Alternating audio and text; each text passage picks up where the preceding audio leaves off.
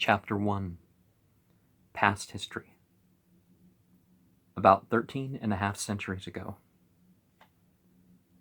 well, it's 1442 right now, so different time, when the world was sunk into the darkness of ignorance, sin, and unholy life, a light of true knowledge and guidance arose from the horizon of the rugged hills of Batha.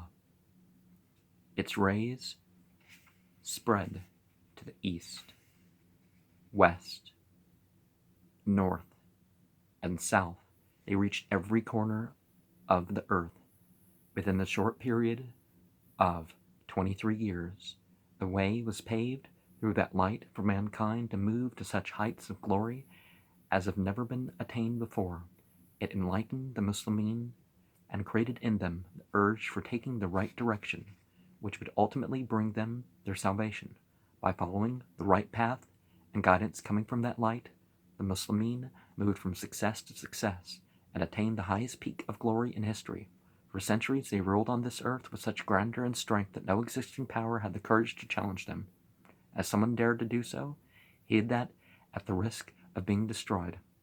This is the historical truth which cannot be erased, but alas, this fact of history has only become a fiction, an ancient tale to narrate what may sound meaningless and ridiculous, particularly in the context of the present life of the Muslimin, which is obviously a blot on the brilliant performance and achievements of their ancestors, the early followers of Islam. Now, you find whether it's the Turks back in the 16 teens, I forget exactly which year, but when it was clear that they were fighting for land, resources, slaves, and all that, their support from the people, and they started to fall as an empire. You find that from the various colonial powers, as long as the Muslims were strong, doing justice to each other and other people, that even the non-Muslims of the state would stand in defense.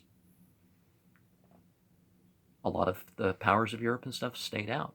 Now there were crusades and stuff,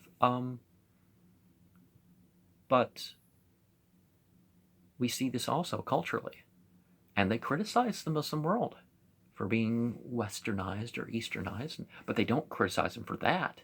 They criticize them claiming it's Islam. Then why did this stuff come in with during the colonial period? Why did this stuff come in after World War II? So much of this stuff is after World War II. And so let's go back to the sources.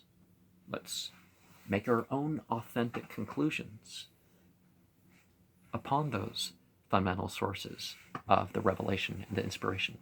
Take advice from the righteousness and look to the examples of those previous generations. That doesn't mean, so that whatever the material culture, whatever our circumstances, that we can carry this mission forward. And rather than just wait for some big leader, the community needs to rise up one by one. Just like, politically with all this stuff going on in whatever part of the world you're at.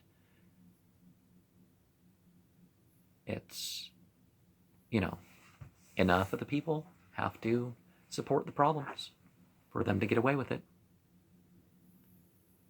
And of course, if there's problems, it's like, okay, support the good in this person or group, but you don't have to support bad. Don't feel like popularity or personal or your own psychological personality or something has to,